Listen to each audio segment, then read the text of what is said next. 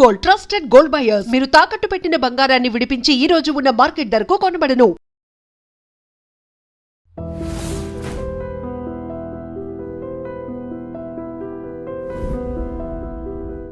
నమస్తే, నేను Kavitha. Welcome to I dream news and నిజాలు. 4 రాష్ట్రాలు, ఒక కేంద్ర పాలిత ప్రాంతానికి ఎన్నికలు జరిగాయి, ఫలితాలు కూడా వచ్చాయి. అందులో అత్యంత ఆసక్తికరంగా అందరూ చర్చించుకుంటున్నటువంటి 2 రాష్ట్రాలు, ఒకటి తమిళనాడు, ఒకటి వెస్ట్ బెంగాల్. తమిళనాడులో సీఎంగా విజయ్ ఎవరి మద్దతుతో ప్రమాణ స్వీకారం చేయబోతున్నాడు అనే దాంతో పాటుగా వెస్ట్ బెంగాల్లో ఎవరు సీఎం అవుతారని. బట్ ఇంతకు మించినటువంటి జరగాల్సినటువంటి ఇంకొక చర్చ, విజయ్ వెనకాల అంత విజయం రావడానికి చేసినటువంటి కృషి ఏంటి, ఎలాంటి కారణాలు ఉన్నాయి అనే దాంతో పాటుగా మమతా బెనర్జీని ఓడించడానికి బీజేపీ ఎలాంటి వ్యూహాన్ని రచించింది, బెంగాల్లో ఎలా ఎంటర్ అయింది. మనతో పాటుగా ఉన్నారు సీనియర్ జర్నలిస్ట్ సురేష్ కొచ్చతిల్ గారు. సార్ నమస్తే. So that was huge. ఎవరు ఎక్స్పెక్ట్ చేయలేదు, అన్ప్రెడిక్టబుల్గా అనిపించింది అనుకున్నప్పుడు. జస్ట్ మై యాక్సిస్ ఇండియా వాళ్ళు మాత్రమే దాన్ని ప్రెడిక్ట్ చేశారు. 90 నుంచి 120 మధ్యలో, అంటే ఒక ఆన్ డాట్గా చెప్పుకోవచ్చు. ఎక్సెప్ట్ మై యాక్సిస్ ఇండియా, ఎవరు కూడా చెప్పలేదు విజయ్ గురించి. అక్కడ ఇంత మ్యాసివ్ హ్యూజ్ విజయం ఎలా వచ్చింది? బట్ ఇంత అయినప్పుడు కూడా అరే అక్కడి దాకా వెళ్ళామే, మనం అది రావట్లేదే మనకు అని ఒక ఫీల్. సీఎంగా అవడానికి ఒక అడుగు దూరంలో ఉంటే ఎవరు హెల్ప్ చేస్తారని మీరు అనుకుంటున్నారు? చాలా ఈజీ యాక్చువల్లీ, దాంట్లో పెద్ద ప్రాబ్లం లేదు. ఇప్పుడు ఆల్రెడీ కాంగ్రెస్ని ఇన్వైట్ చేశారు. కానీ కాంగ్రెస్కి ఒక ప్రాబ్లం ఏంటంటే, ఒకసారి వాళ్ళు విజయ్తో వెళ్ళిపోతే వాళ్ళకి 5 ఎమ్మెల్యేలు ఉన్నారు ఇప్పుడు. ఒకటి, వాళ్ళు ఇండియా అలయన్స్ నుంచి డిఎంకే బయటకు వెళ్ళిపోతారు. That's very very clear. అది కాంగ్రెస్కి ఇంకా పెద్ద ప్రాబ్లం కాబోతుంది రేపు ఈ 5 సీట్ల కోసం. ఇంకోటి, వీళ్ళు మిగతా వాళ్ళు కమ్యూనిస్ట్ పార్టీ 2 సిపిఐకి 2 సిపిఎంకి 2 దాంతో అంతా పాటాల మక్కలకి వచ్చి వాళ్ళకి 4 సీట్లు 5 సీట్లు ఉన్నాయి. వాళ్ళందరూ కలుపుకుంటే అయిపోతుంది. మెజా 118 ఇస్ రిక్వైర్డ్. 108 ఉంది. 10 సీట్లు ఇంకా ఎక్స్ట్రా కావాలి, 10 ఎమ్మెల్యేస్ కావాలి. అది వచ్చేస్తారులే, నాట్ అన్ ఇష్యూ. కానీ ప్రాబ్లం అది కాదు. ప్రాబ్లం అక్కడి నుంచి ముందుకు వెళ్తూ విజయ్ని ఒక ఇన్ఎక్స్పీరియన్స్ పొలిటీషియన్గా ఆయన స్టేట్ ఎట్లా పరిపాలిస్తారు, అది ఒక పెద్ద ఇష్యూ కాబోతుంది. అది నిన్న కూడా బహుశా చెప్పుంటాను నేను. ఎన్టీ రామారావు గారు తెలుగుదేశం పార్టీని తయారు చేసి తీసుకొచ్చిన, ఆయనకి ఇదే ప్రాబ్లం ఉండే. సడన్గా ఇట్ బికేమ్ వెరీ ఎమర్జ్ అయింది పార్టీ. స్లోగా జరగలేదు. విజయ్కి అట్లీస్ట్ 2 సంవత్సరాల నుంచి ఆయన చేస్తున్నారు, కానీ ఎన్టీఆర్ గారికి ఆ టైం కూడా లేకుండే. బట్ ఆయన ఏం చేశారంటే, ఆ టైంలో చంద్రబాబు నాయుడు గారిని బ్యాక్ రూమ్ బాయ్గా పెట్టుకున్నారు. అండ్ నాయుడు గారు మొత్తం చక్రం అంతా తిప్పారు ఆయన. అది పొలిటీషియన్స్ ఉండొచ్చు, ఆయన కలవడానికి వస్తున్న వాళ్ళు కానివ్వండి, బ్యూరోక్రాట్స్ ఉండొచ్చు, సెంట్రల్ గవర్నమెంట్తో ఉన్న లియాజన్ ఉండొచ్చు, ఇదన్నీ ఆయన చాలా బాగా కోఆర్డినేట్ చేశారు. నడిమిట్లో మీకు తెలిసి ఉంటుంది, అది కూడా ఒక క్రైసిస్ జరిగింది. రామ్లాల్ గవర్నర్ అప్పుడు ఆయన్ని అన్సీట్ చేశారు. నాడేళ్ల భాస్కర్ రావు ఆయన యూఎస్కి వెళ్ళినప్పుడు, సర్జరీకి వెళ్ళినప్పుడు ఒక పెద్ద గేమ్ ఆడారు. ఇదంతా జరిగింది. సో ఎన్టీ రామారావు గారు చేసిన అదే అది విజయ్ కూడా చేయాల్సి వస్తుంది. ఒకటి, మీకు బ్యూరోక్రాట్స్ని డీల్ చేయడానికి మీకు తెలియదు, లేకుంటే వాళ్ళు నిజంగా మిమ్మల్ని నీళ్ళు ఆగిపిస్తారు. Especially IAS IPS officers. మన బ్రిటిష్ బీబీసీలో ఒక సీరియల్ ఉండే ముందు, ఎస్ మినిస్టర్ అని చెప్పి, దాంట్లో చాలా it was a comical series, కానీ దాంట్లో చూపిస్తారు బ్యూరోక్రాట్స్ ఎట్లా మ్యానిపులేట్ చేస్తారు మినిస్టర్స్ని అని. ఇది అదే జరగబోతుంది తమిళనాడులో. ఎస్పెషలీ ఇప్పుడున్న పరిస్థితుల్లో ద్రవిడియన్ పాలిటిక్స్ మొత్తం రిజెక్ట్ అయిపోయింది. అదొక పెద్ద న్యూస్ యాక్చువల్లీ. అందరూ విజయ్ కల్చర్ అంటున్నారు, కానీ ఫస్ట్ టైం పాసిబ్లీ 1960 తర్వాత ఒక నాన్ ద్రవిడియన్ ముఖ్యమంత్రి స్వేరింగ్ చేస్తారు. 65 నుంచి ఇప్పుడు దాకా, అంటే ఆల్మోస్ట్ మీరు 40 + 20 66 ఇయర్స్ తర్వాత ఒక నాన్ ద్రవిడియన్ తమిళనాడులో. ఇది చాలా పెద్ద న్యూస్. ఎందుకంటే అక్కడ మీకు ఎలక్షన్ గెలవాలంటే Dravidian, anti Hindi, anti north Indian, ఇట్లాంటి కొన్ని బేసిక్ క్వాలిఫికేషన్స్ ఉంటుంది. అది లేకుండా మీరు ఏం చేయలేరు. సో అదొక ఎక్స్పోజ్ అయింది ఈసారి. సో స్టాలిన్ వైపు నుంచి మీరు చూస్తే కూడా, స్టాలిన్ ఏమనుకున్నారు, ఇదే anti Hindi rhetoric 1970s, 1980s, 1990sలో కూడా నడిచింది. అదే ఇప్పుడు కూడా నడిపిద్దాం. 60s నుంచి స్టార్ట్ అయింది యాక్చువల్లీ. అప్పుడు కాంగ్రెస్ పరిపాలిస్తున్నారు సెంట్రల్ గవర్నమెంట్. కానీ ఈసారి అది క్లిక్ కాలేదు. మీరు చూసుంటారు, ఉమెన్స్ రిజర్వేషన్ బిల్ తీసుకొచ్చినప్పుడు పెద్ద ప్రొటెస్ట్ చేశారు, బ్లాక్ షర్ట్ వేసుకున్నారు, ర్యాలీలు తీశారు ప్రతి సిటీలో. అది ఏం ఎక్కడ పనికిరాదు. ఇన్ఫాక్ట్ నల్ల ఆయన చట్టాలు అన్నారు అప్పటికి, కొల్తూరు నల్ల చట్టము నల్ల షర్ట్ అదే అన్నారు. కొల్తూరులో ఓడిపోయారు, ఆయన ఓన్ కాన్స్టిట్యున్సీ నుంచి ఓడిపోయారు. ఆలోచించండి. అఫ్కోర్స్ మమతా బెనర్జీతో కూడా జరిగింది అనుకోండి భవానీపూర్లో, కానీ తమిళనాడులో అది ఎప్పుడు అన్థింకబుల్ అంటాం ఇంగ్లీష్లో, జస్ట్ నాట్ పాసిబుల్. దానికోసం మన అందరు చేసిన తప్పు. చాలామంది నిన్న జరిగిన కొన్ని చర్చలు యూట్యూబ్లో వచ్చినప్పుడు దాని కింద కామెంట్ నా మీద చేశారు. సురేష్ గారు మీరు తప్పు చెప్పారు, వెస్ట్ బెంగాల్ గెలవరు అన్నారు, విజయ్ గెలవరు అన్నారు, ఇది రెండు మీరు చెప్పింది తప్పైందని చెప్తే నేను చెప్పాను, యాజ్ ఎ హ్యూమన్ బీయింగ్ మనం వచ్చిన కొన్ని సర్వేలు చూసుకొని చెప్తాం, మన హంచ్ ఫీలింగ్ కూడా ఉంటుంది అది ఎప్పుడు. Okay, that first time politician, first time ఒక యాక్టర్ వస్తే ఇట్ కెనాట్ సక్సీడ్ అని చెప్పి ఒక నార్మల్ సెన్స్ ఉంటుంది. అది ఆయనకి ఇన్ఫ్రాస్ట్రక్చర్ ఉండదు, పార్టీ కాడర్ ఉండదు. ఇది ఏం లేకున్నా కానీ ఎట్లా గెలిచారు అనేది పెద్ద ఒక ప్రశ్న. యూజువల్గానే రాజకీయ విశ్లేషకులు దాంతో పాటుగా ఒక స్ట్రాటజిస్టులు అనే వాళ్ళు ఉంటారు, అడ్వైజర్లు ఉంటారు, సెఫాలజిస్టులు ఉంటారు. వీళ్ళందరినీ మించి సైలెంట్ ఓటర్లు ఉన్నారు. ఓటర్లు మాత్రం మాట్లాడకుండా సైలెంట్గానే ఉన్నారు కాబట్టి చెప్పడం అనేది కష్టమవుతుంది. అప్పుడు నిన్న మనం చేసిన లైవ్ డిస్కషన్లో సాయి శేఖర్ గారు ఒక మాట అన్నారు, ప్రశాంత్ కిషోర్ గారి గురించి చెప్పారు. ప్రశాంత్ కిషోర్ అడ్వైస్ చేశారు విజయ్ అని చెప్పేసి. Then I'm not surprised. Prashant Kishor advise చేశారంటే డెఫినెట్గా ఆయన స్ట్రాటజీ వైజ్ ఆయన ప్లాన్ చేసుకుని, చాలామంది ముఖ్యమంత్రులను ఆయన హెల్ప్ చేశారు ఆన్ ద వే. మనకు తెలిసిందే జగన్ కానీ, దానికన్నా ముందు డిఎంకే స్టాలిన్ కానివ్వండి, మమతా బెనర్జీ కానీ, మళ్ళీ కాంగ్రెస్ వైపు అక్కడ వెళ్తే అఫ్కోర్స్ అమరీందర్ సింగ్తో రిలేషన్షిప్ బాగా లేకుండే, సో బయటకు వచ్చేసారు ఆయన. సో చాలా చోట్ల ఆయన అడ్వైస్ చేసి సక్సీడ్ అయ్యారు కూడా. ఫెయిల్ అయిన కేసెస్ కూడా ఉంది మన దగ్గర. సో ప్రశాంత్ కిషోర్ ఆయనకి ఇచ్చిన అడ్వైస్ ఉంటుందంటే ఎస్, ఒక కార్డర్ బిల్డప్కి ఆయన సజెషన్స్ ఇచ్చి ఉంటారు, ప్రతి బూత్లో ఇది జరగాలి అది అని చెప్పేసి. అది మనం పాసిబ్లీ మనం ఇక్కడ కూర్చొని హైదరాబాద్లో కూర్చొని దాని ఇంపాక్ట్ మనకు తెలియకపోదు. కానీ అక్కడ వెళ్ళిన దగ్గర కూడా నేను మాట్లాడాను. అక్కడ చాలామంది వెళ్ళాను సర్వేలు చేయడానికి, దానికి వాళ్ళ దగ్గర అడిగితే వాళ్ళు అన్నారు ఎస్, ఒక చిన్న వేవ్ ఉంది, అంత పెద్ద వేవ్ ఏం కాదన్నారు. కానీ సడన్గా there is a wave. So ఏం జరిగిందని ఇప్పుడు అనలైజ్ చేస్తే ఒక యాంటీ ద్రవిడియన్ ఫోర్స్ ఇప్పుడు బయటకు వచ్చింది. అది పాసిబ్లీ తమిళనాడు పాలిటిక్స్ని ఇంకొచ్చే 200 సంవత్సరాలు అని చెప్పలేము, కానీ ఫర్ ఎవర్ మార్చేస్తుంది. నేను చెప్పాను చూడు, దీనికన్నా ముందు బీజేపీ ఎక్కడ సక్సీడ్ కాని కారణం ఏంటంటే they are a non Dravidian party. కానీ ఈసారి ఇప్పుడు ఇవాళ చూసండి, నేను మన ఇది ఒక వారం 10 రోజులు చెప్తున్నాం, అన్నామలై గారిని తీసిన తప్పు చేశారు, బీజేపీ తప్పు చేశారు. ఇవాళ ఎడిటోరియల్స్ చూస్తే వాళ్ళు ఏమంటున్నారు, అన్నామలై వెకేట్ చేసిన స్పేస్ని విజయ్ తీసుకున్నారు అని చెప్పి. అఫ్కోర్స్ అన్నామలైకి స్టార్ పవర్ లేదనుకోండి, కానీ he was a very popular person. ఆయన్ని అఫ్కోర్స్ మనకు తెలిసింది బ్యాక్ రూమ్ పాలిటిక్స్లో ఎడపాళి అన్నారు, ఆయన తీయకుండే మేము మీతో పొత్తు పెట్టుకోమని చెప్పి. ఇప్పుడు తిరిగి చూస్తే హైండ్ సైట్లో చూస్తే ఆ ఒక్క సీట్ కోసమేనా మనం ఇదంతా చేసామని చెప్పి బీజేపీ కూడా అనుకుంటారు. అన్నామలై గారు తీసుకెళ్ళినప్పుడు ఆ లోక్సభ ఎలక్షన్లో నాకు గుర్తుంది 10% ఓట్ పర్సంటేజ్ వచ్చింది బీజేపీ. ఈసారి 3 వచ్చింది. ఎందుకు అది? ఈ 3% కోసం వెళ్ళామా ఏడీఎంకేతోని? వాళ్ళు గెలవలేదు, బీజేపీని కూడా గెలిపించలేదు. వాళ్ళు కూడా ఓడిపోయారు. డెఫినెట్ వాళ్ళ ఓట్ ట్రాన్స్ఫర్ కూడా జరగలేదు. వాళ్ళు అట్లీస్ట్ ఏదో 40 ఎంతో గెలిచారు, వాళ్ళు 48 ఎంతో. So that is still there. కానీ ఆ ఓట్ ట్రాన్స్ఫర్ బీజేపీకి ఎందుకు జరగలేదు అంటే ఏఐడిఎంకే కార్డర్స్ బీజేపీకి పనిచేయలేదు, చాలా క్లియర్. సో ఇప్పుడు జరగబోయే నెక్స్ట్ అఫ్కోర్స్ ఇప్పుడు మనం నెక్స్ట్ 5 years చూడాల్సి వస్తుంది ఏం జరగబోతుందని. ఒక అడ్వాంటేజ్ ఏంటంటే మీకు ఒక హనీమూన్ పీరియడ్ ఉంటుంది. ఫస్ట్ 1 year ఎవరు ఏమో అడగారు, అరే కొత్తోడు కదా పాపం చేస్తున్నాడు చేయనియండి అని చెప్పేసి. దాని తర్వాత క్వశ్చనింగ్ మొదలవుతుంది, ఏం చేస్తున్నారు, ఎట్లా చేస్తున్నారని. ఫర్ ఎగ్జాంపుల్ ల్యాప్టాప్స్ ప్రామిస్ చేశారు, 20 లక్షల ల్యాప్టాప్లు ఎంతో చెప్పారు, అది ఎట్లా చేస్తారు?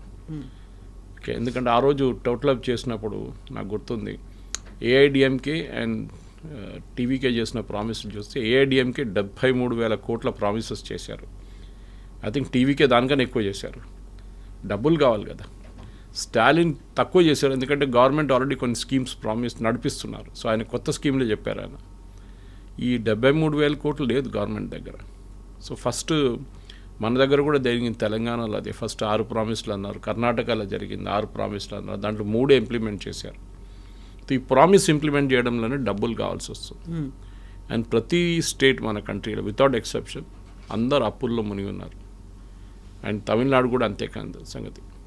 సో ఇప్పుడు ప్రామిసెస్ ఫుల్ఫిల్ చేయడానికి ఏం చేయబోతున్నారో అదొక ప్రశ్న ఉంటుంది. కాన్స్టెంట్గా ఇప్పుడు డిఎంకేని టోటల్ రైట్ ఆఫ్ చేయలేం. వాళ్ళకు కూడా బాగానే వచ్చింది ఈసారి నంబర్స్, అంటే గెలవలేదు అనుకోండి, బట్ సెకండ్ ప్లేస్కి వచ్చింది, థర్డ్ ప్లేస్లో ఉంటుంది. దే హ్యావ్ ద్రవిడ మున్నెట్టు కడగం 59 ఉన్నారు వాళ్ళు. ఓకే, సో 59 వీళ్ళు 47 కలుపుకుంటే ఆల్మోస్ట్ 100, మోర్ దెన్ 100. సో 100 మంది వాళ్ళు ఉంటే వీళ్ళు కూడా 180 ఉన్నారు. So equal almost. So opposition అనేది స్ట్రాంగ్ ఆపోజిషన్ ఉన్నారు తమిళనాడులో. అండ్ వాళ్ళు ఎక్స్ప్లాయిట్ ఏం చేస్తారంటే విజయ్ ఇన్ఎక్స్పీరియన్స్ని ఎక్స్ప్లాయిట్ చేస్తారు. వాళ్ళు చిన్న చిన్న తప్పులు విజయ్ చేసి దాని మీద వాళ్ళు డెఫినెట్గా they will go hammer and tongs, అది దాంట్లో డౌట్ లేదు. సో విజయ్కి ఇప్పుడు కావాల్సింది ఏంటంటే చాలా మటుకు స్ట్రాంగ్ అడ్వైజర్స్ కావాల్సి వస్తుంది. ఆయనకి అడ్వైజర్స్తోనే పనిచేయాల్సి వస్తుంది. ఈవెన్ అండ్ మినిస్టర్స్, వాళ్ళ దగ్గర రాబోయే మినిస్టర్స్లో చాలా తక్కువ మందికి ఎక్స్పీరియన్స్ ఉంది. కొంతమంది ఎక్స్ఎమ్మెల్యేలు ఉన్నారు. ఫర్ ఎగ్జాంపుల్ స్టాలిన్ ఓడించిన MLA was X DMK MLA ఆయన. సో ఆయన వచ్చి సడన్గా స్టాలిన్ వెళుతూ, I mean you cannot even dream అనమాట స్టాలిన్ ఓడిపోవడం అనేది. అక్కడ కూడా జరిగింది. So that kind of upset, అంటే ప్రజలకి ఒకటి కోపం ఉంది, అదొకటి ఉంది. కానీ కోపంకి ఎక్కువ ఐ థింక్ ఈ నార్త్ ఇండియన్ సౌత్ ఇండియన్ డిస్ప్యూట్లో కూడా చాలా మటుకు స్టాలిన్ యాక్చువల్ ఇష్యూస్ నుంచి అందరినీ పక్కన దారి పట్టించారనమాట. అది చేసిన తప్పు. That no, the main issue development ఉంది ఒకటి స్టేట్లో. కానీ లక్కీలీ తమిళనాడుకి డెవలప్మెంట్ బాగా జరిగింది. ఇప్పుడున్న గవర్నమెంట్ కాదు, చాలా గవర్నమెంట్స్ చేసుకుంటూ వస్తున్నారు వాళ్ళు. వాళ్ళ దాంట్లో ఉన్న ఎవ్రీ యూనియన్ మినిస్టర్ చాలా ప్రాజెక్ట్స్ తీసుకొచ్చారు వాళ్ళ స్టేట్కి. అది బాలు ఉండొచ్చు, మన దయానిధి మారన్ ఉండొచ్చు, ఏ రాజా ఉండొచ్చు, వీళ్ళందరూ చాలా ప్రాజెక్ట్స్ తీసుకొచ్చారు వాళ్ళ స్టేట్కి. Mobile manufacturing as a unit Dayanidhi Maran టైంలో మొదలైంది. అది టిఆర్ బాలు టైంలో చాలా మటుకు ఇంజనీరింగ్ కాలేజ్ కానీ మ్యానుఫ్యాక్చరింగ్ యూనిట్స్ తీసుకొచ్చారు అక్కడికి. యూనివర్సిటీస్ సెటప్ చేశారు ఆయన, చాలా అంటే పర్మిషన్ ఇచ్చారు. సో ఇట్లాంటి డెవలప్మెంట్ స్కీమ్స్ చాలా తమిళనాడుకు వచ్చింది. కానీ ఇప్పుడు యూనియన్ గవర్నమెంట్లో వీళ్ళ మినిస్టర్స్ లేరు న్యాచురల్లీ. సో మోదీ గారి దగ్గర అడిగినప్పుడు ఫస్ట్ క్వశ్చన్ అదే వస్తుంది, నేను హెల్ప్ చేస్తే కానీ మీరేం చేస్తారు చెప్పండి అని చెప్పేసి. కేరళలో అదే ప్రాబ్లం ఉంది. కొత్త గవర్నమెంట్ అంటే కాంగ్రెస్ గవర్నమెంట్, యూడిఎఫ్ గవర్నమెంట్ రాబోతుంది. అక్కడ కూడా ఫండ్స్ కావాలి వాళ్ళకి. నిన్నదాకా మోదీ గారిని తిట్టారు, ఇప్పుడు వెళ్ళి డబ్బులు అడగడం అంటే చాలా ఆడు అనిపిస్తుంది. రేవంత్ రెడ్డి గారు చాలా బాగా చేస్తారు అది. ఇక్కడ హైదరాబాద్లో గల్లీలు తిట్టి ఢిల్లీలో వెళ్ళి మాట్లాడతారు మోదీ గారు. సో ఇదొక బ్యాలెన్సింగ్ యాక్ట్ చేయాల్సి వస్తుంది విజయ్కి. ఇదొక పెద్ద ఛాలెంజ్ ఉండబోతుంది. చూద్దాం, ఇంకా ఎర్లీ డేస్. ఇంకా కొత్త గవర్నమెంట్ ఫామ్ చేసిన తర్వాత వాళ్ళు, నేను చెప్పాను చూడండి, ఒక 6 months to 1 year honeymoon period ఉంటుంది. ఆ టైంలో ఎవరు ఏం అడగరు, అన్నీ చాలా బాగా అనిపిస్తుంది. దాని తర్వాత యాక్చువల్ ప్రాబ్లం, ఒక కొత్త పెళ్ళి అయిన తర్వాత రీకన్సిలేషన్ ఉంటుంది చూడు, అప్పుడు దాంట్లాగా అయిపోతుంది ఇది కూడా అనమాట. సో ముగ్గురు సీఎంలు ఓడిపోవడం అనేది, పినరాయి విజయన్ ఓడిపోయారు, స్టాలిన్ ఓడిపోయారు, మమతా బెనర్జీ ఓడిపోయింది అనుకున్నప్పుడు అక్కడ గవర్నమెంట్స్ పడిపోవడం వేరుంటుంది, అక్కడ ఉన్నటువంటి ఎమ్మెల్యేలు మా సీఎంని ఓడించడము అనేది. అంతలా యాంటీ ఇన్కంబెన్సీ వచ్చి లేకపోతే సరికొత్తగా వేవ్ రావాలి అనుకున్నారా, ఒక మార్పు రావాలనుకున్నారా?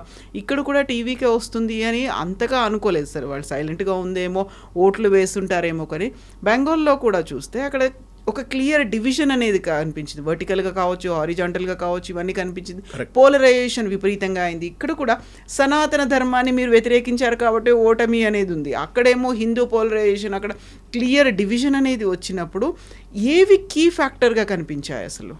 పినరాయి విజయన్ ఎలక్షన్ ఓడిపోలేదు, హీ హస్ వన్. వాళ్ళ పార్టీ ఓడిపోయారు అంతే. వేరే స్టాలిన్ అండ్ మమతా బెనర్జీ వాళ్ళ సీట్లు ఓడిపోయారు, వాళ్ళ పార్టీ కూడా ఓడిపోయింది. కేరళలో ఆఫ్కోర్స్ ఎల్డిఎఫ్, ఇప్పుడు కమ్యూనిస్ట్ అనేది ఒక పార్టీ లేరు ఇప్పుడు భారతదేశంలో ఎక్కడ కమ్యూనిస్టులు. కల్కటాలో జరిగింది అండ్ స్పెషలీ వెస్ట్ బెంగాల్లో జరిగింది ఏంటంటే చాలా మట్టుకు మీరు చెప్పినట్ల ఒక పోలరైజేషన్ జరిగింది. ఇప్పుడు అందరూ ఇవాళ పొద్దున మాట్లాడుతున్న ఒక పేరు మొహమ్మద్ యూనిస్. బీజేపీ విన్ కావడానికి రీజన్ మొహమ్మద్ యూనిస్ అని చెప్తున్నారు. ఏది బంగ్లాదేశ్లో ఫార్మర్ అడ్వైజర్. అప్పుడు చాలామందికి అది ఒక చాలా యూనిక్ అనిపించింది. మొహమ్మద్ యూనిస్ వెస్ట్ బెంగాల్ ఎలక్షన్తో ఏంటి సంబంధం అని. అక్కడ హిందువుల మీద చేసిన అత్యాచారాలు జరిగినప్పుడు మమతా బెనర్జీ నోరు తెరవలేదు. తర్వాత ఆమె చెప్పిన డిప్లొమాటిక్లీ ఏదో మాట్లాడింది, కానీ కంటిన్యూస్లా ఒక క్యాంపెయిన్ నడిపించలేదు. నిన్న రాత్రి నుంచి అక్కడున్న ముస్లిం ఏరియాస్లో ఆల్మోస్ట్ కర్ఫ్యూ లైక్ సిచ్యువేషన్ ఉందంట. అంటే ముర్షిదాబాద్, మాల్డా కానీ ఈవెన్ కల్కటాలో కూడా చాలా మటుకు, హౌరా, హూగ్లీ, 24 పర్గనాస్, ఈ ఏరియాస్లో చాలా ఒక హిందీలో అంటారు సన్నాటా ఛాగే అంటున్నారు నిన్న రాత్రి నుంచి. ఎక్కడికక్కడ నిశ్శబ్దం రాజ్యం వెళ్తోంది. ఎందుకంటే భయం ఉంది ఇప్పుడు. దీనికన్నా ముందు మమతా బెనర్జీ పరిపాలించినప్పుడు ఆమె చాలా మటుకు ఇప్పుడు ఆమె మెయిన్ ఈ మహిళలు ఆమె వ్యతిరేకంగా ఓటేయడానికి కారణం అది. అక్కడ మహిళల మీద జరిగిన అత్యాచారాలు బయట లోకం చూడలేదు, వినలేదు, ఎవరు మాట్లాడలేదు. అక్కడున్న మీడియాని కొనుక్కున్నారు ఆమె. ఎక్సెప్ట్ 2-3 ఛానల్స్ అక్కడ ఉంది చూడండి, దాని మినహా వాళ్ళని కూడా హెరాస్ చేసి అరెస్ట్ చేసి జైల్లో వేశారు. Of India publication Nupur Sharma, not the BJP Nupur Sharma, other one editor, ఆమెని హెరాస్ చేసి వాళ్ళ హస్బెండ్ని అరెస్ట్ చేయడానికి వెళ్ళారు, వాళ్ళ ఫాదర్ని అరెస్ట్ చేయడానికి వెళ్ళారు, వాళ్ళ చిన్న పాపని కూడా పట్టుకెళ్ళారు వీళ్ళు వచ్చి కల్కట్టా పోలీస్.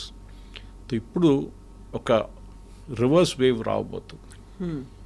మోదీ గారు ఆఫ్కోర్స్ నిన్న మాట్లాడుతున్నారు ఫర్గెట్ ఇట్, ఇప్పుడు అంతా అయిపోయింది, పరివర్తన అయిపోయింది, ఇంకా మనం డెవలప్మెంట్ గురించి మాట్లాడదామని చెప్పి. ఐరానికలీ ఇప్పుడు వీళ్ళందరూ యోగేందర్ యాదవ్ లాంటి వాళ్ళు చాలా స్టూడియోస్లో వచ్చి కూర్చొని డిలీషన్స్ గురించి మాట్లాడుతున్నారు. కవిత గారు, డిలీషన్ వల్లనే మమతా బెనర్జీ ఓడిపోయింది. మనం ఒక అనలైజ్ చేద్దాం. మొత్తం 90 లక్షల మందిని తీసేశారు రోల్స్ నుంచి. దాంట్లో 60 లక్షల మంది ఫస్ట్ ఫేజ్లో తీసేశారు. దాంట్లో డిస్ప్యూట్ లేదు, ఎవరు డిస్ప్యూట్ చేయట్లేదు. That is dead, permanently migrated and duplicate. కానీ దాని తర్వాత 27 లక్షల మందిని లాజికల్ డిస్క్రిపెన్సీలో తీసేశారు. వాళ్ళు దాని తర్వాత ఒక జ్యుడిషియల్ బెంచ్ పెట్టారు, వాళ్ళు ముందు వెళ్ళి అప్లికేషన్లు ఇచ్చారు, వాళ్ళు కూడా రిజెక్ట్ చేశారు. తో మమతా బెనర్జీ ఏం చెప్తున్నా, ఇల్లీగల్గా తీసేశారంటే ఆ జడ్జిలు ఇల్లీగల్గా పనిచేశారా? They were working under Calcutta high court and supreme court. And వాళ్ళు జడ్జెస్, వాళ్ళు ఒట్టి ఏదో కాగితం చూసి ఆఫీసర్లు కాదు, వాళ్ళు స్టేట్ లెవెల్లో లేకుంటే ఈవెన్ జూనియర్ ఐఏఎస్ ఆఫీసర్లు కాదు వాళ్ళు. దేవర్ డిస్ట్రిక్ట్ జడ్జెస్. అక్కడ జార్ఖండ్ నుంచి, ఒడిశా నుంచి, కల్కత్తా నుంచి, వెస్ట్ బెంగాల్ నుంచి, తలమటుకు అస్సాం నుంచి కూడా తీసుకొచ్చారు. వాళ్ళు ఆల్మోస్ట్ ఒక నెల 45 రోజుల పాటు వాళ్ళు మొత్తం చెక్ చేసిన తర్వాతనే వాళ్ళు అన్నారు సారీ నో. కొంతమందిని అప్రూవ్ చేశారు, ఆల్మోస్ట్ 50,000 మందిని. మిగతా వాళ్ళందరూ అపెలేట్కి వెళ్ళారు. మళ్ళీ ఇప్పుడు దాని అపెలేట్ రీడింగ్స్ వస్తుంది. ఇంకా కొంతమంది వాట్ ఐమ్ సీయింగ్ ఇస్ 1% కూడా అప్రూవ్ చేయట్లేదు అపెలేట్ కూడా. అంటే వాళ్ళు కాదు, that logical discrepancy was correct. ఇప్పుడు యోగేంద్ర యాదవ్ అంటున్నా అంటే ఈసారి బీజేపీకి టీఎంసీకి vote difference 5%. Last year election 2021లో 2,80,00,000 ఓట్లు టీఎంసీకి పడితే 2,20,00,000 ఓట్లు బీజేపీకి పడ్డది. 60,00,000 ఓట్లు డిఫరెన్స్ ఉండే. That is about 10% at that time. ఈసారి బీజేపీ గెలిచినప్పుడు బీజేపీకి 5% ఓట్లు డిఫరెన్స్ ఉందన్నమాట, బీజేపీకి టీఎంసీకి. యోగేంద్ర యాదవ్ లాజిక్ ఏంటంటే 27 లక్షల మందిని తీసేశారు కదా మీరు, వాళ్ళ ఓట్లే ఈ 5% అంటున్నారు. అక్కడే కనిపిస్తుంది. అక్కడే, అది తప్పు. ఈ లాజికల్ డిస్క్రిపెన్సీలో పక్కన పెట్టిన పేర్లలో who could not vote this time 66% మంది హిందువులు, మోస్ట్లీ మతువా కమ్యూనిటీ నుంచి, బంగ్లాదేశ్ నుంచి వచ్చిన ఎస్సీ కమ్యూనిటీ. వాళ్ళకి ఇంకా సిటిజన్షిప్ ఇవ్వలేదు, సో న్యాచురలీ వాళ్ళకి ఓట్ లేదు. కొంతమందికి ఇచ్చారు, 10% మందికి. ఇప్పుడు దాని ప్రాసెస్ స్టార్ట్ చేస్తున్నారు మళ్ళీ, సిఏఏ కింద, సిటిజన్షిప్ అమెండ్మెంట్ యాక్ట్ కింద వస్తుంది. 1/3 ఏమో ముస్లిమ్స్, అంటే 33% ముస్లిమ్స్, 66% మంది హిందువులు. అంటే డిలీషన్స్ ఎవరిది ఎక్కువ జరిగింది? హిందువులదే పోయింది కదా. అంటే బీజేపీ ఓడిపోవాలి కదా అక్కడ కూడా. బీజేపీ కానీ గెలిచారు అక్కడ కూడా. ఆ కాన్స్టిట్యున్సీ హిందూ మెజారిటీ ఉన్న కాన్స్టిట్యున్సీలకు ఇన్స్పైట్ ఆఫ్ డిలీషన్ బీజేపీ గెలిచారు. అటువైపు మీరు చూస్తే మాల్డా కానీ, ముర్షిదాబాద్ కానీ, 24 పర్గనాస్ అంతా టీఎంసీ గెలిచారు సీట్లు అక్కడ చాలా మటుకు. ఈసారి జరిగింది ఇంకో డిఫరెన్స్ ఏంటంటే కాంగ్రెస్ కొంచెం తీసుకెళ్ళిపోయారు ముస్లిం ఓట్స్.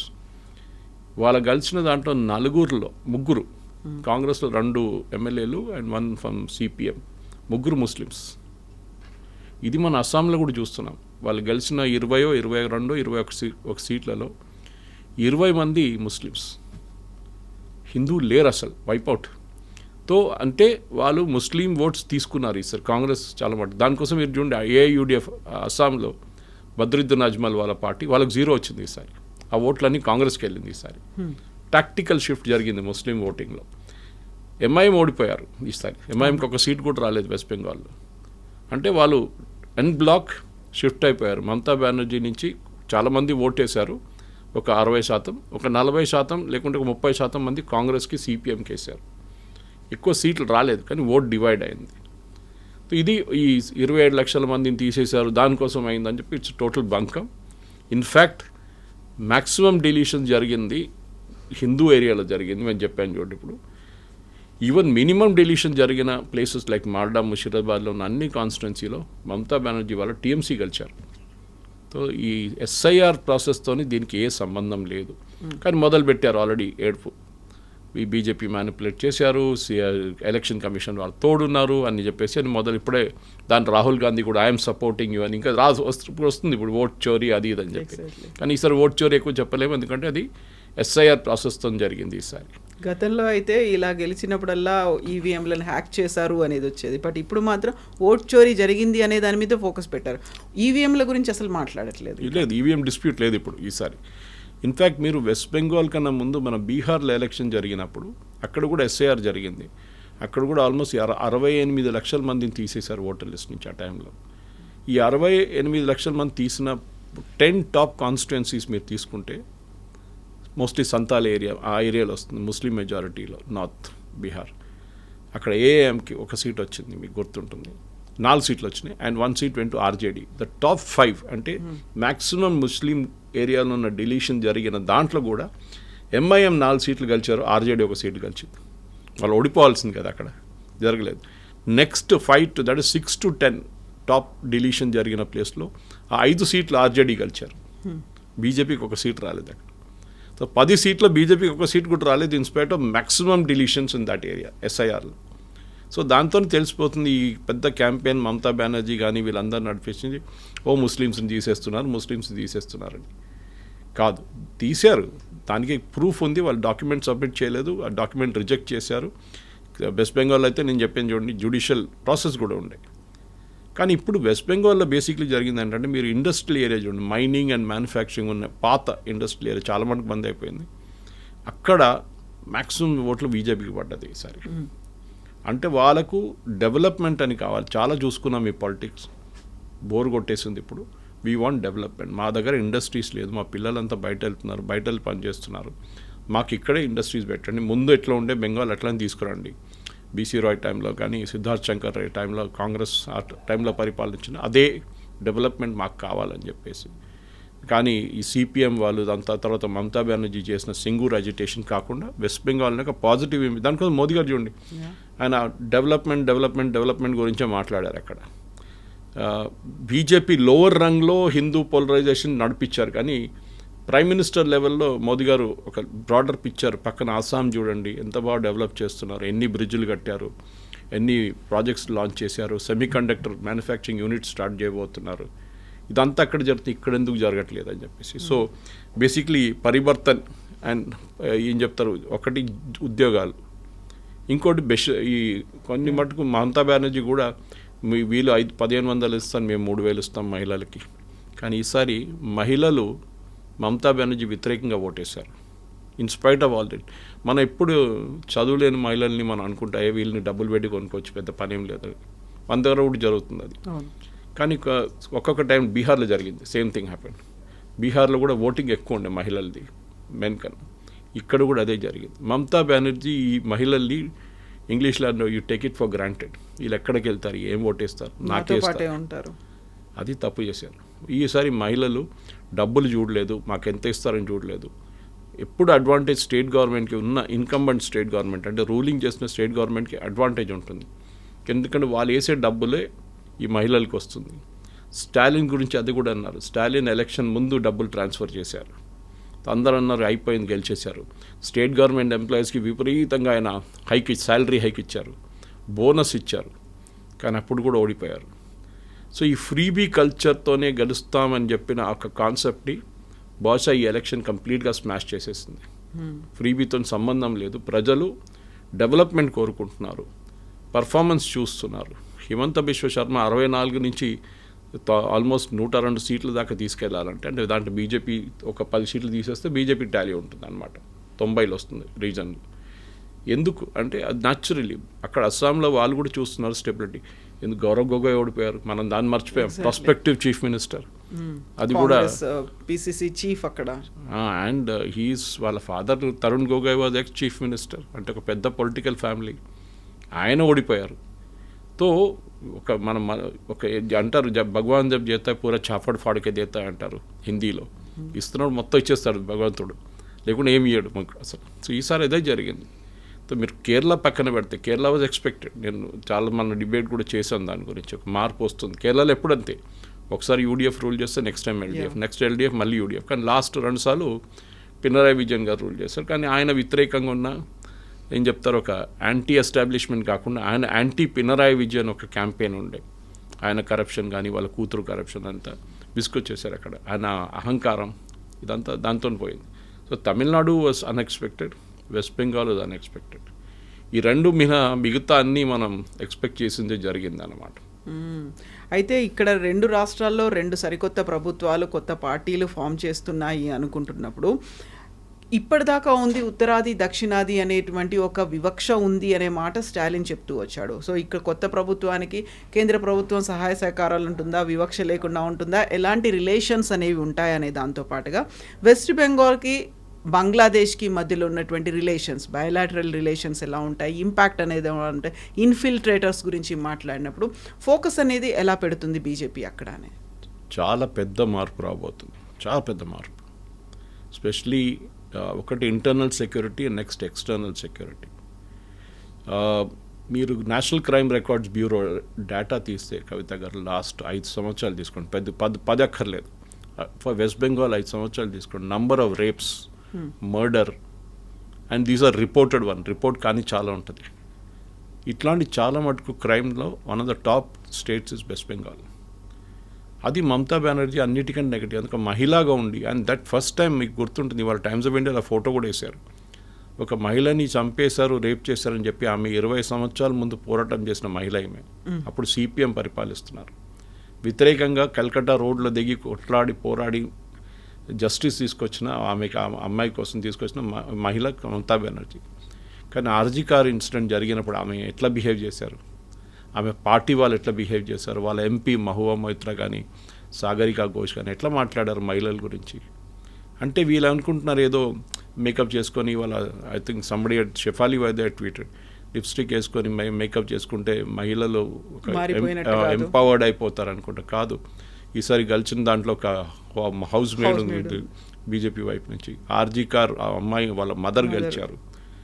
ఇది చాలా ఇంపార్టెంట్, ఎందుకంటే కల్కటాలో అదొక పెద్ద ఇష్యూ ఉండే, వెస్ట్ బెంగాల్లో ఎస్పెషలీ, దట్ మహిళలకి సురక్ష లేదు, మహిళలకి వాళ్ళ మీద అత్యాచారాలు జరుగుతున్నాయి అని చెప్పి చాలా మటుకు పెద్ద ఒక క్యాంపెయిన్ ఉండే బీజేపీది. ఈ అండర్ కరెంట్ మనం ఎవ్వరు ఊహించలేదు, ఇంత పెద్ద అండర్ కరెంట్ ఉంటుందనేది. అది బహుశా అమిత్ షా గారికో మోదీ గారికి గుర్తుంటూ ఆయనకు వాళ్ళు గెస్ట్ చేశారు బాగానే.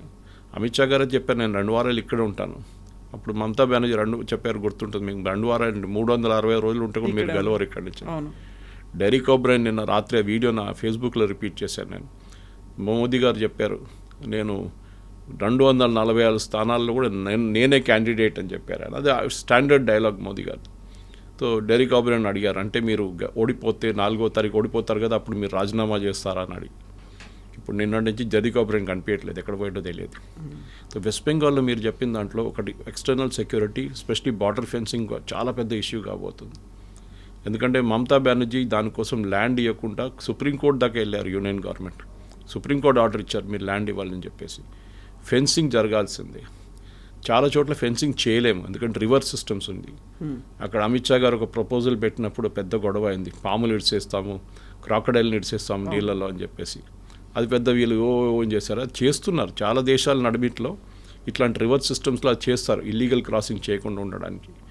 కానీ బంగ్లాదేశ్లో ఇప్పుడు జరిగిన, నేను చెప్పాను స్టార్టింగ్ ద డిస్కషన్ చెప్పాను చూడండి, మొహమ్మద్ యూనిస్ గవర్నమెంట్ అప్పుడు అక్కడున్న హిందువుల మీద చేసిన అత్యాచారాలు చూసిన హిందువులు వెస్ట్ బెంగాల్ వాళ్ళకు కూడా ఒక, ఎందుకంటే దీనికన్నా ముందు యాక్షన్ డే చూసాం మనం బిఫోర్ ఇండిపెండెన్స్, ఎంతమంది హిందువులను చంపేశారు అప్పుడు వెస్ట్ బెంగాల్. అప్పుడు బెంగాల్ ఉండే, వెస్ట్ బెంగాల్ లేకుండా అప్పుడు చూసాం అంతా అత్యాచారం. ఇప్పుడు మళ్ళీ చూసినప్పుడు అక్కడ ఉన్న హిందువులకు వచ్చింది, మా మీద కూడా ఇది ఒక రోజు రావచ్చు, ఇట్లా జరగచ్చు, ఎప్పుడో ఒక రోజు అవుతుంది. జ్యూస్కి జరిగింది ఇదే, దే వెంట ఆఫ్టర్ ద జ్యూస్ అంటాం. ఎప్పుడు జ్యూస్ అనుకున్నారు మా మీద ఎవరు చేయబెట్టరు, జరిగింది అది. ఇది బెంగాల్లో కూడా ఒక రోజు జరుగుతుంది. మమతా బెనర్జీ ఈ ముస్లిం అపీస్మెంట్ పాలిటిక్స్లో వెళ్ళినప్పుడు ఆమె ముస్లిం ఇమాం కోసం హైక్ చేశారు రేట్, వాళ్ళ కోసం శాలరీ హైక్ చేసినప్పుడు హిందూ ప్రీస్ట్కి డబ్బులు ఇవ్వలేదు, అట్లాంటి చాలా మంది. సో హిందువులు సడన్గా ఒక ఏం చెప్తారు యునైటెడ్గా వచ్చి ఓటేశారు. అదే లేకుండా ఈ ఇంత పెద్ద మార్పు రాదు, absolutely not possible. 200+ seats and even నేను అనుకుంటే బీజేపీ వాళ్ళు కూడా అంత, వాళ్ళు ఏదో 150, 160 అని గెస్ట్ మ్యాజిక్ ఫిగర్ క్రాస్ అవుతాము అంతే. 200 అని వెళ్ళడం అది it was like absolutely impossible. దానికి ఒకటే కారణం ఇది. ఇన్ఫ్యాక్ట్ నిన్న దాని తర్వాత ఒక ట్వీట్ వచ్చింది తెలంగాణ బీజేపీ వైపు నుంచి, నెక్స్ట్ ఈస్ తెలంగాణ అని పంజాబ్ అండ్ తెలంగాణ. ఎందుకంటే తెలంగాణలో కూడా ఇది అన్ని స్టేట్స్లో వర్క్ అవుతుందంటే అది కూడా మనం చెప్పలేం. కానీ వెస్ట్ బెంగాల్లో it is a classic case, because పక్కన వాళ్ళు చూస్తున్నారు ఎంతమంది హిందువుల్ని రేప్ చేస్తున్నారు, ఇల్లు తగలబెడుతున్నారు. ఇదే ఇక్కడ కూడా జరిగింది, సందేశ్ ఖాళీలో జరిగింది. కానీ సందేశ్ ఖాళీలో ఆమె మమతా బెనర్జీ యాటిట్యూడ్ ఏముండే, ఆర్జీ కార్లానే ఉండేది. లాస్ట్ ఎలక్షన్ తర్వాత ఎంతమంది చనిపోయారు ఎలక్షన్ వైలెన్స్లో, ఈసారి ఒక్కరు కూడా చనిపోలేదు ఇప్పుడు దాకా. ఒక్క పోల్ రిలేటెడ్ వైలెన్స్ కూడా జరగలేదు. సెంట్రల్ ఫోర్సెస్ని పెట్టారు, చాలా బాగా చేశారు. ఎలక్షన్ కమిషన్ని మమతా బెనర్జీ తిట్టడం అంటే చాలా నార్మల్, అది wheel just live with that, దానికి మనకు పెద్ద ప్రాబ్లం లేదు. కానీ ఒక పెద్ద లెసన్ ఈ ఎలక్షన్ నుంచి ఏంటంటే, మీరు మీ ఓటర్ని don't take it for granted అంటారు ఇంగ్లీష్లో. ఎగ్జాక్ట్లీ. మీకే ఓటేస్తారు, ఇంకెవరికే ఓటేస్తారు అని చెప్పి మేము వాళ్ళ ఓట్లు కొనుక్కోవచ్చు. ఆ యాటిట్యూడ్ మమతా బెనర్జీది ఇందిరాగాంధీలో కూడా కనిపించింది ఒకసారి. దాని తర్వాత ఆమె ఓడిపోయింది election. But you never do it. ఆ అరగెన్స్ మీ దగ్గర ఏ రోజు వస్తుందో that is the end of you. అది మనం దీనికన్నా ముందు కూడా చూసాం, లాలూ ప్రసాద్ యాదవ్ కేసులో చూసాం, వాళ్ళ అఖిలేష్ యాదవ్ వాళ్ళ ఫాదర్ ములాయం సింగ్ యాదవ్ టైంలో చూసాం. మాయావతి అబ్సల్యూట్లీ సూపర్ అరగెంట్ ఉండే ఆమెని కూడా ఉండించారు. ఎక్కడైనా ఇట్లాంటి గవర్నమెంట్ వచ్చి నేనే ఉన్నాను పరిపాలించడానికి ఎవరు లేడు అని చెప్పినప్పుడు ఆ గవర్నమెంట్ డెఫినెట్గా కింద పడదు. డిఎంకేకి జరిగింది. They thought they were invincible. Tamil ఎవరి కోసం ఓటేస్తారు, మాకేస్తారు. హిందువుల కోసం పానీపూరి అమ్మేటోళ్ళు, టాయిలెట్ క్లీన్ చేసేటోళ్ళు అని బీహారీ వాళ్ళు, యూపీ వాళ్ళు చెప్పిన స్టాలిన్ వాళ్ళ పార్టీ. లాస్ట్ అప్పుడు ఏం జరిగింది? ఇప్పుడు మొత్తం ద్రవిడియన్ మూమెంట్ని పక్కన తోసేసారు వీళ్ళు. ఐ థింక్ తమిళనాడుకు ఒక గుడ్ బిగినింగ్. ఈ ద్రవిడియన్ మూమెంట్ని కంప్లీట్గా ఫినిష్ చేస్తే ఒక కొత్త రిసర్జెంట్, ఇవాళ పొద్దున నుంచి ఒక డిబేట్ జరుగుతుంది, నెక్స్ట్ అన్నామలైని దింపుదాం బీజేపీ వైపు నుంచి. So it be Annamalai versus Vijay from now onwards అని చెప్పేసి, which is a good move actually. Yes, sir. Thank you so much, sir. Thank you. Subscribe iDream. And please subscribe to iDream. For more videos, subscribe to iDream.